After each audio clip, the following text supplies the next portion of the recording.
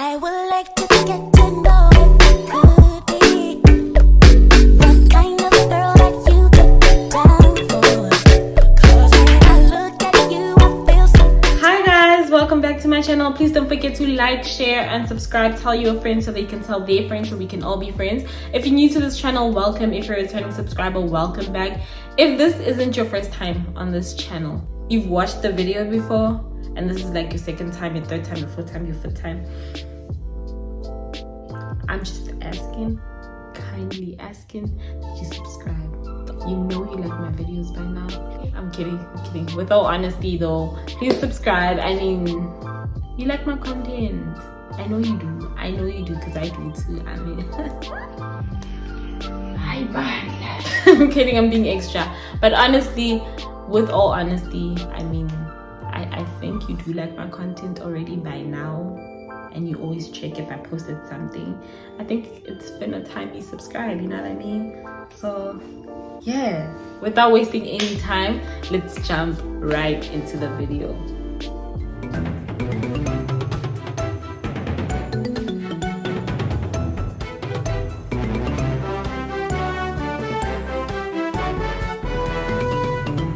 For today's video, we'll be talking about 7 things I wish I knew before au pairing. So if you see me looking down, just know I'm looking at my other phone to read what I wrote.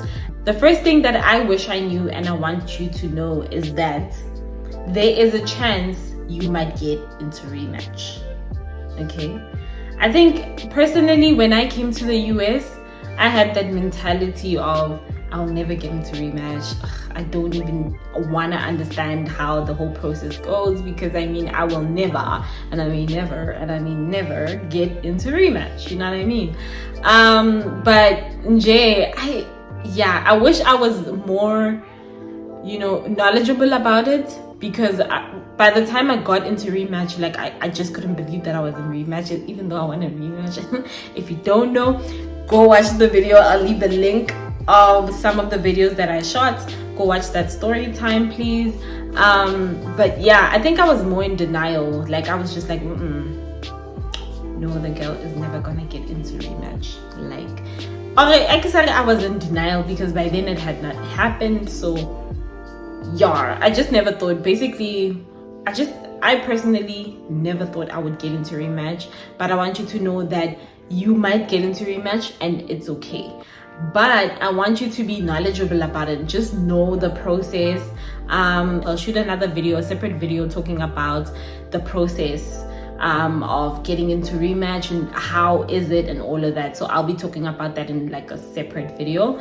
But for today, I'll just be talking briefly about, rematching, just letting you know that eventually, or it might not. I do know of someone that I came with here in the US at the same time, and she never got into rematch and she extended with the same family. So sometimes it works out, sometimes it doesn't, but I want you to know that it happens. And if it happens, don't stress yourself about it. Don't beat yourself up about it. Like, it's okay. It happens to most people. Like I said in one of my videos, there was a girl literally that rematched like 6 times.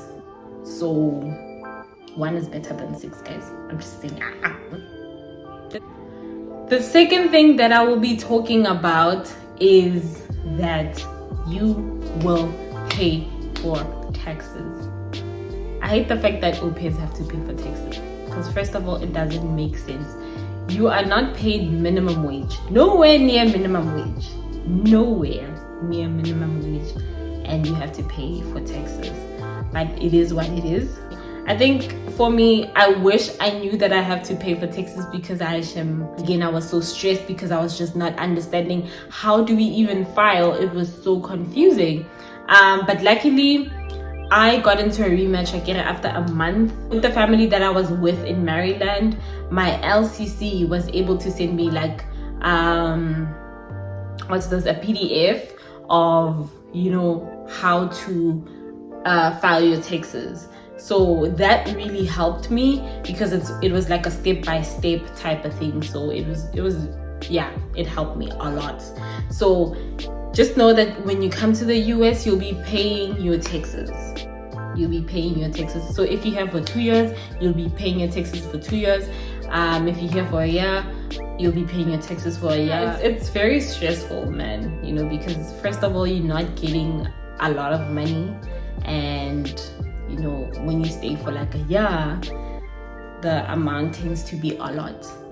And I'm speaking, probably depends on how much you get, on how much you earn. So it could be anything between 1,000, which is like 15k in South African rands. So yeah, it's stressful. Anyway, let's read the next point. I wish I knew that there will be more work and less vacations, because when the agency explains to you what au pairing is, I don't know if they oversell the fact that, you know, you'll be going on vacations and you'll be making more money and this and that and that and that, making it seem cool. I don't know, but I wish I knew that basically au pairing requires you to work more and less vacations, because the truth is, au pairs don't go on vacations like that. You know, I mean, you may go on vacations with your family if they want to go with you. You may go on vacations with your friends. You may go on a solo vacation. You may go on vacation with travel buddies and stuff like that, you know. But then it's not like an everyday thing. Like today you just wake up and say, oh, I'm going on vacation and whatnot. It's not that. There's a lot of planning going on before, you know, vacations. There's a lot of sit down that needs to happen. You're gonna have to sit down with your family and explain that, hey, on this day I want to take my vacation, and literally you have like 2 weeks for vacation, and you have to kind of split them, because you can't literally take the whole 2 weeks unless if your family wants you to take the whole 2 weeks. But normally it's like maybe taking 4 days here and then maybe 4 days there and then whatever, you know, you kind of split it. Yeah, and then again, it's also expensive. Literally just going from Atlanta to LA would be like $400 flight, probably just going, not even like a return flight. So it tends to be a little expensive. Again, it depends again on which day you're going. Some days are cheaper, so flights may be a little cheaper, but then normally flights from Atlanta to LA are expensive, you know. So yeah, it just depends. But then basically what I'm trying to say is that if you are trying to become an au pair and think that you are going on vacations all the time, that is not true. Half of the time, all of the time you're working, not even half. For the most part, you're going to be working, and the only time you're going to get an off day is when you go on vacations, or if maybe your family doesn't want you to work on weekends. For example, with the family that I'm with, they don't work on weekends, so they don't require me to work on weekends. So yeah, that's another thing that you need to know, is that you are not going to get vacations like that. The way you think, it's not going to be like that. You're going to work all the time, and I mean all the time. And obviously there's a schedule, so it's not like you're gonna work day and night. No, it's not like that. For example, my schedule right now changed, so it's like 10 till 5. I work 10 till 5 Monday to Friday, and then weekends I'm not working, and then on holidays I'm not working. So yeah, it's basically like that. So I tend to, whenever I go for vacations, I just let them know. Normally they're easygoing. Whenever I'd be like, okay, I need to go on vacations, it's not a hassle. They, you know, agree. They encourage me to go out more. So yeah, it's not a problem. But with different families, you know, there's a whole lot of different things. Some families are more COVID cautious. So if you would want to go on vacation, they might say no. They might not be comfortable, and there's nothing that you could do. Even if you call the agency will be able to help you. They'll just tell you, I mean, you work for them, so there's pretty much nothing we could do, you know. So that's another thing that you should know. Another thing that I want you to know is that money is not a lot as it seemed when you were back home. Okay, when you come to America, the first few weeks you might feel like, oh my gosh, this is a lot, you know. When you convert it, depending on how much you pay, you get paid. You know, some families pay you 195 and 75 cents. I'm just making random amounts Some family pay you 200, some families pay you 195 and 75 cents, some families pay you 300, some families pay you 400, some families pay you 500. Oh my God! Wow! But it is what it is. So it depends on how the family is feeling, and you know, to whom much is given, much is required. Because for example, some families, when you get paid more, they expect you to do more. So some families pay you more so that you can do something totally out of the contract. Like for example, now you have to mow the lawn. I'm kidding, but I'm just making examples. I'm just making examples at this point. So like things that are not within your contract, you might have to do because they're paying you more. You know, for example, if they say, I want you to clean my house twice a week, everything, do the laundry, everybody's laundry in the house and stuff like that, and they pay you like 500, you know. So versus when you get paid maybe your 300, but you still do everything childcare related. All right, let's read the next one.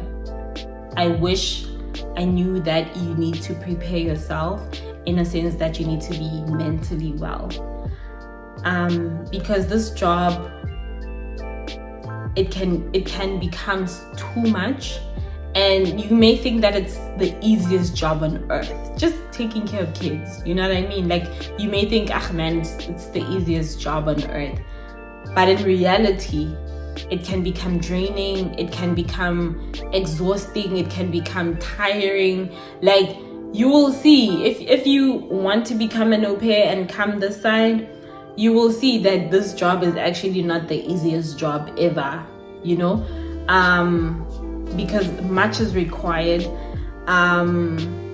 You know, work ethic is gonna have to be on another level, because there's going to be so many demands. Again, it depends on family to family. You might get like the perfect family and you wouldn't even relate to anything that I'm saying, but those that have experienced certain things know exactly what I'm talking about. So it's not an easy job. It's gonna get hard. You know, my mom always says actually that, you know what, I don't think an 18-year-old, any kid actually that just, you know, graduated from high school and wants to pursue au pairing, I don't think they should do it. I think you should wait, maybe go study, do something, and then go and au pair maybe in like your maybe mid-20s, early 20s. But don't just go after finishing the trick, because it's not as easy as it seems. So yeah, I do agree with her on that one. But if you feel like you're ready, you want to do it, but just know that your mental well-being has to be on a 100, to be honest, because there's just a lot that is going to happen. You might get into rematch, you're gonna miss your family, you're gonna be homesick, you might feel alone, you might not have friends for like the first few months. You might be spending time with your host family because they're all you know, and you might get bored sometimes. So there's just a lot going on. Just know that when you come here, just be mentally prepared. Check within yourself, do a self-introspection, go for therapy, make sure that you are like at your best, you are fine, you are okay, you are ready. Because, you know, like I said in one of my videos, American kids are different. You know, I don't want to badmouth them. They are very different in a sense that, you know, everything, man, how they speak, how parents view discipline, how parents talk to their kids, their values, like there's a difference. You will know there's a huge difference, but I'm grateful for this experience. And it has taught me so much, to be quite honest. It has taught me so much.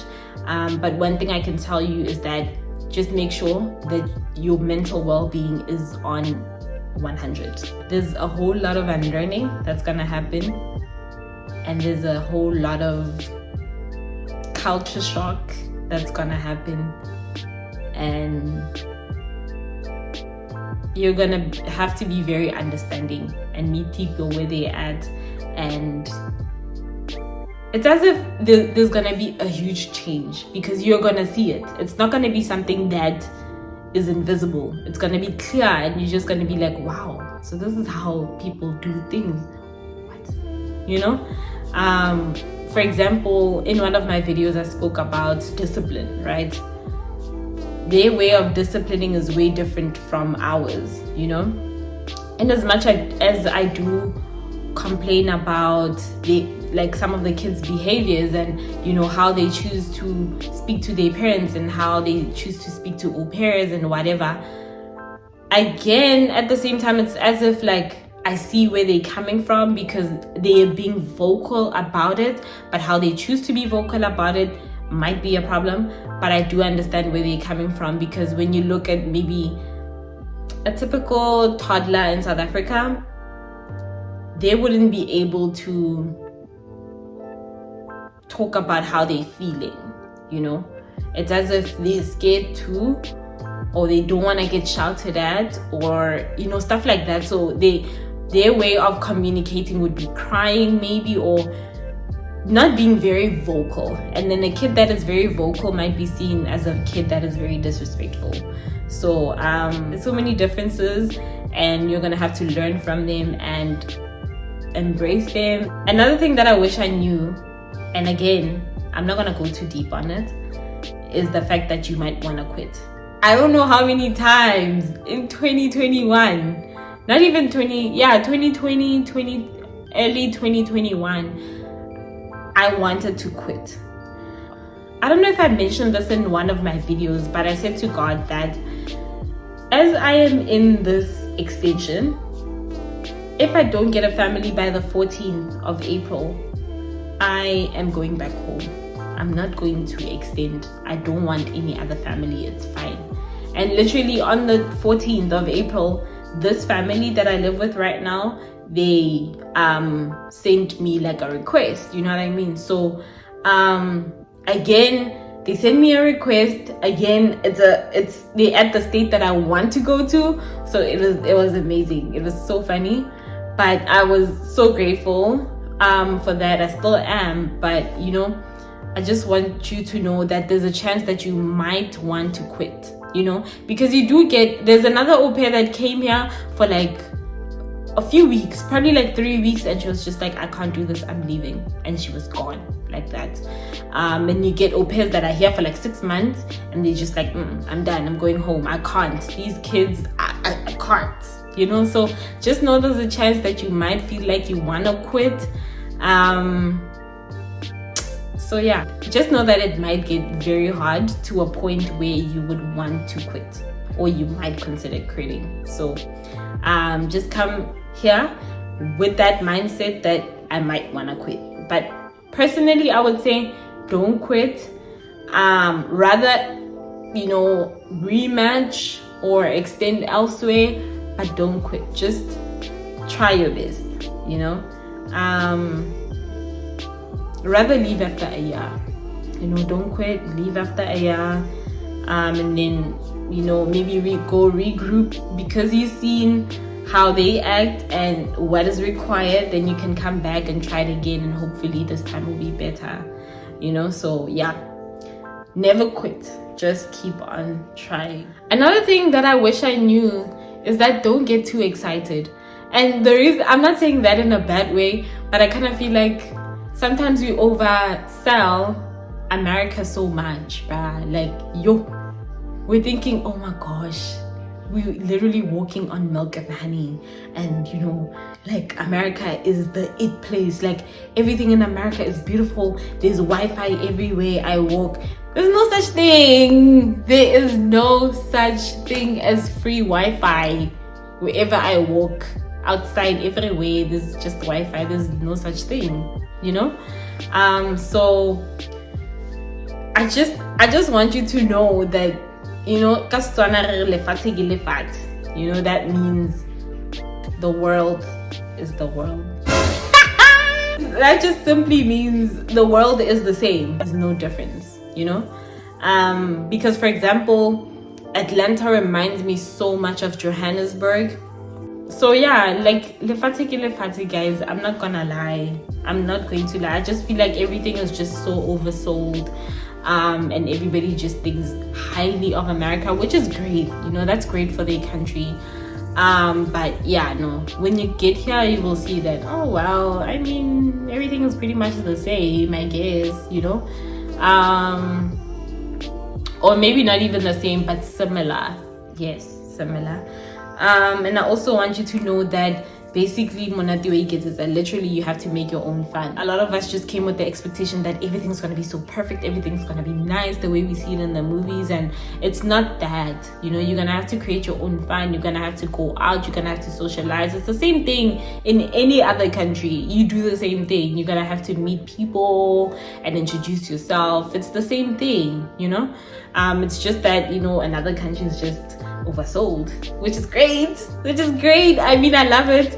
But living here for almost 2 years, I don't know, things that may be fascinating to other people may not be fascinating to me, because it's just like,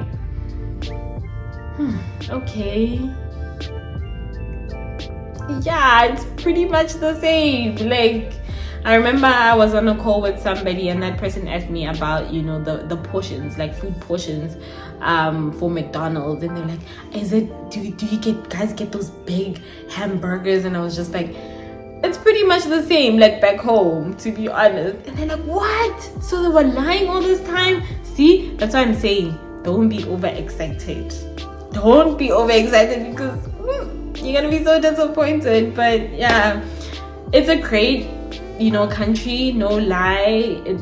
It's amazing.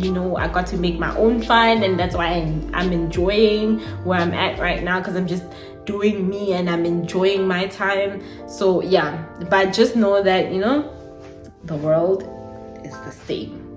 It's the same, Kasi. It's the same. Let's read the next one. Another thing that I want you to know is that you might not feel as part of the family, or you might feel as part of the family, and that's okay. Either or. Just know that some host families, when they want you to work for them, they will do everything in their power to oversell themselves to you, and you like them, and by the time you get there, you will see their true colors, that they just wanted me to come work, that's it. So they work their way into making me like them, and they're gonna use me for that. And by using, they're gonna want you to work like, yo, bruh, like you will never get a break. For example, I remember with the family that I used to work for in DC, Maryland, that family would never give me a break during the day. Like, I would never get a break, never. So even when it's lunchtime, I would have to quickly eat, and then work and stuff like that. And like I said in one of my videos, that the dad didn't want me to like literally just sit on the table and eat around the time that they eat, because he felt like it was taking too much time, making my food and making the kids' food and then eating. So he was like, I think you need to eat earlier before we sit at the table and eat, and then you can eat. So literally I would have to play with the kid while he's making breakfast, and when he's done, we have to sit at the table. And now he wants me to read a book, maybe some days. And in as much as I can read, I just tend to be very shy sometimes, having to read. It's like doing public speaking, or just sitting in front of people and just reading whatever. I don't know, things like that make me a little shy sometimes, you know what I mean? So he would want me to read, and sometimes I wouldn't be comfortable, but if it was just me and the kid, I would read. Like, they would hear me reading. But whenever they would be around, it's like, yo, yeah, okay, center of attention, and we're just listening to what she's reading. It's so weird. I can't. But nonetheless, I would try my best to just read, I guess. And then some days that kid would be like, he wants to have his toys in the dining room. So now we have to bring toys, put them on the table. He's playing with his cars, and now you're trying to feed him. He doesn't want to eat. So now you're spending like 45 minutes on the table. That person is just eating waffles. waffles. He's just eating waffles, and literally we need to be at the, we not need to, but we'd end up being at the table for like 45 minutes because you know the kid is just not wanting to finish eating. He's 3. He's absolutely capable of doing that. He can talk, he can say what he wants. Like, he's absolutely capable of doing that, but he would want you to feed him. He doesn't want to touch the food. He says he hated it. I remember he hated getting his hands sticky, so anything that goes on his hands, he hated that. He didn't like, oh, that kid, oh.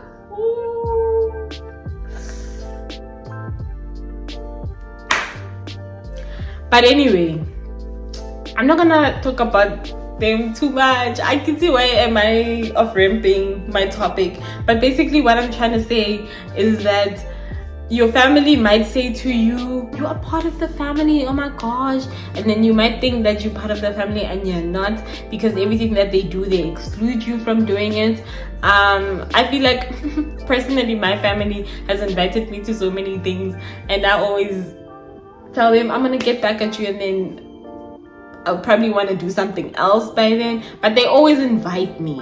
I think the main thing is you are always invited, you know, and they always do invite me, even though they know there's a chance Bitumelo wouldn't come, you know what I mean? So what's important is being invited and being made feel like you are part of the family, because I'm not gonna lie, with the family that I'm with right now, I do feel like part of the family, but then at the same time I don't let it get into my head.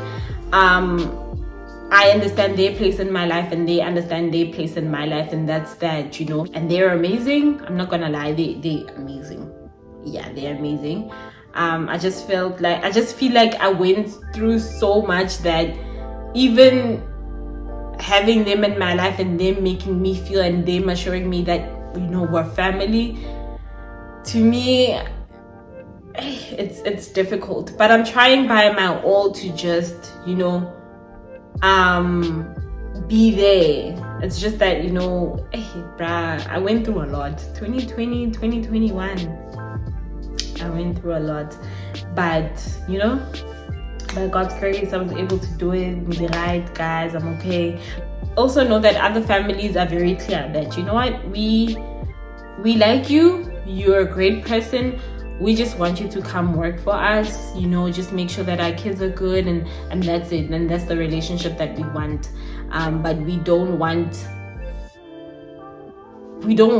you to join us for trips and all of that, not in a bad way. We just want it to be like a family thing. So basically, you know, your place, okay, yeah, I know I'm here just, you know, to work, and we're civil, we're good, you know, you can eat dinner with them at the table, you can do all of those things, but it's just that when they're going for like their trips and whatever, they just want it to be like a family thing, you know, and just give them their space, which is totally fine. But then some families want you to join, so just know that in as much as they say you are part of the family, it's tricky because you never really know people's motives. Some people are using it so that they can make you do a lot of things. Like if they tell you, please wash the dishes, I mean, you're part of the family now, you're gonna wash the dishes because you're part of the family.